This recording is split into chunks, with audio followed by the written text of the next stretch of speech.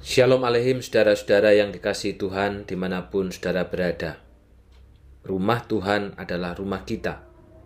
Kiranya kita siap bukan hanya untuk merenovasi gereja, tetapi juga mentransformasi hati kita oleh firman Tuhan. 2 Samuel 17 ayat yang ke-11 sampai dengan 14. Oleh sebab itu, nasihatku begini: kumpulkanlah semua orang Israel dari seluruh negeri, sehingga jumlahnya sebanyak pasir di tepi laut. Lalu Paduka sendirilah yang memimpin mereka maju bertempur.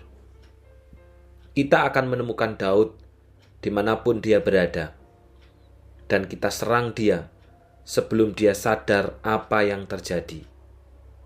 Tak ada yang akan dapat lolos, baik dia maupun anak buahnya. Jika dia lari ke dalam sebuah kota, seluruh rakyat akan mengambil tali temali dan menyeret kota itu, lalu menjatuhkannya ke dalam lembah yang terdekat. Sebuah batu pun tak akan ada yang tertinggal di atas bukit itu. Mendengar itu, Absalom dan semua orang Israel berkata, nasihat Husai lebih baik daripada nasihat Ahitofel. Memang Tuhan telah menentukan untuk menggagalkan nasihat Ahitofel yang baik itu, supaya Absalom tertimpa malapetaka. Saudara, Allah yang mengatur, bukan yang diatur.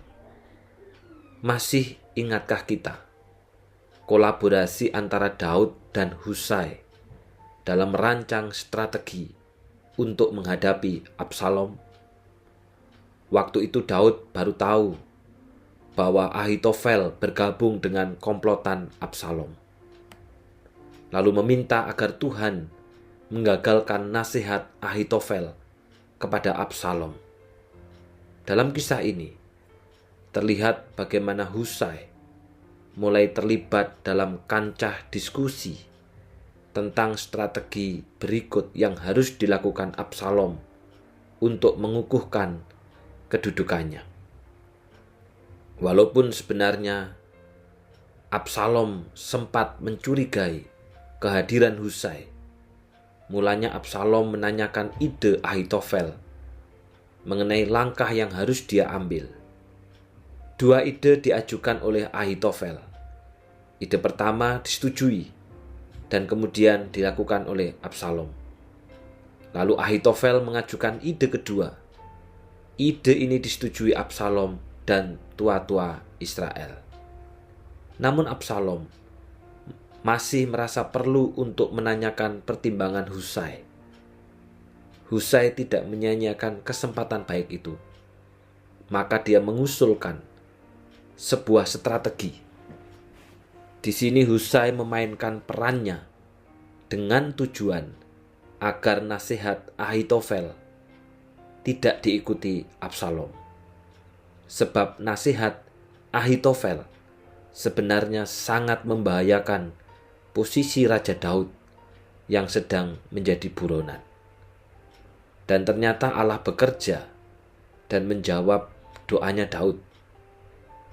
Menurut mereka, strategi Husai lebih baik daripada usulan Ahitofel. Maka ide Ahitofel pun ditolak. Dalam ayat yang ke-14 dikatakan begini: mendengar itu Absalom dan semua orang Israel berkata, nasihat Husai lebih baik daripada nasihat Ahitofel. Memang Tuhan telah menentukan untuk menggagalkan nasihat Ahitofel yang baik itu, supaya Absalom tertimpa malapetaka. Saudara, nyata benar pengaturan dan kedaulatan Allah atas hambanya, atas orang yang dipilihnya. Daud memang beberapa kali ada kegagalan, tetapi bagaimanapun Daud adalah orang yang dipilih Allah.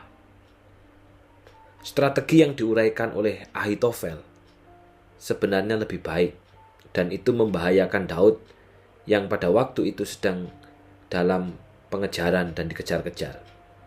Namun tindakan Absalom terhadap Daud, orang yang diurapi Allah, sungguh tidak sesuai dengan kehendak Allah. Melawan orang yang diurapi sama dengan berarti melawan Allah yang mengurapi. Dan memang tahta Israel pada waktu itu adalah milik Allah. Maka Allah lah yang berkuasa untuk memilih siapa yang akan duduk di tahta itu. Absalom memang bisa merebut. Absalom memang bisa mengambil hati rakyat.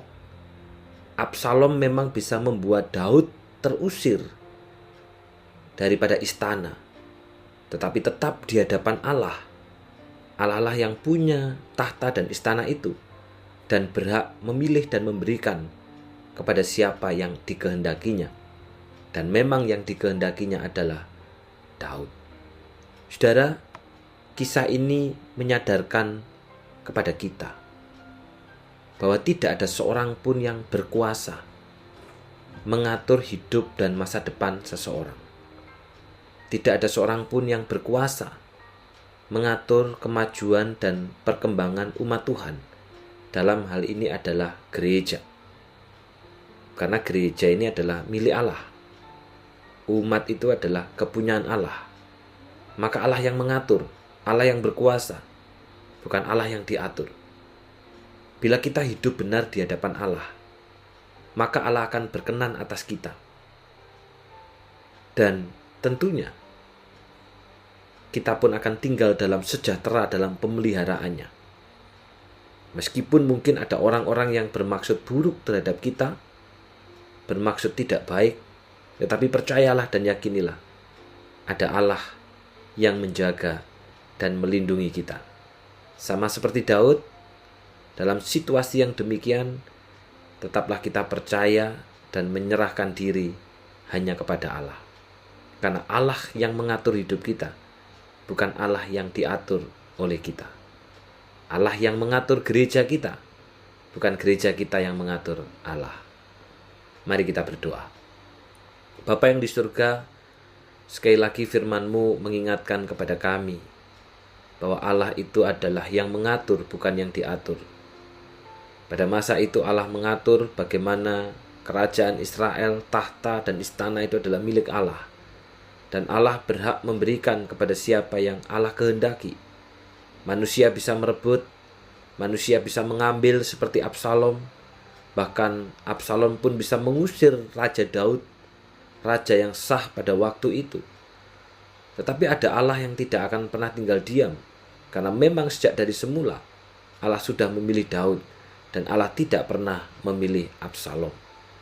Karena itu Tuhan, tolonglah kami supaya dalam kehidupan secara khusus, dalam kehidupan bergereja, bersekutu, dalam kehidupan memimpin gereja, baik itu komisi maupun juga yang lainnya, kami selalu menyandarkan kepada Allah bahwa Allah lah yang mengatur, Allah lah yang punya cara, Allah lah yang berhak dan berkuasa atas gereja-Mu.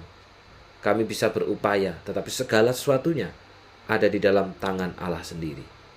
Dan hari ini kami juga berdoa Tuhan untuk camp sekolah minggu dan camp daripada DKRP. Tepat hari ini ada 12 peserta daripada anak-anak sekolah minggu, bersama dengan hamba-Mu dan juga Lese Julio yang berangkat ke Malang untuk mengikuti camp sekolah minggu, dan hamba-Mu untuk melakukan persiapan lebih awal. Tuhan, Kau berkati perjalanan kami, Tuhan jagai dari Banyuwangi sampai dengan ke Lawang, Kota Baru, dan kemudian berlanjut ke Batu. Demikian juga anak-anak ini yang akan mengikuti camp didampingi oleh Lese Hendri dan Lese Evelyn. Tuhan kiranya menolong keduanya di dalam mendampingi dan menjaga anak-anak, sehingga mereka kembali pulang pun dan ke Banyuwangi pun juga dalam keadaan yang baik oleh karena penyertaan Tuhan. Sementara untuk hari Selasa Tuhan ada 29 peserta dari remaja pemuda yang juga akan berangkat naik kereta. Tuhan jagai dalam perjalanan, biarlah perjalanan Tuhan lindungi, terjadi percakapan yang saling membangun satu dengan yang lain, mengikuti camp DKRP dan pulang pun dengan membawa perubahan dalam hidup mereka. Terima kasih Tuhan, di dalam nama Tuhan Yesus kami sudah berdoa. Amin. Tuhan memberkati.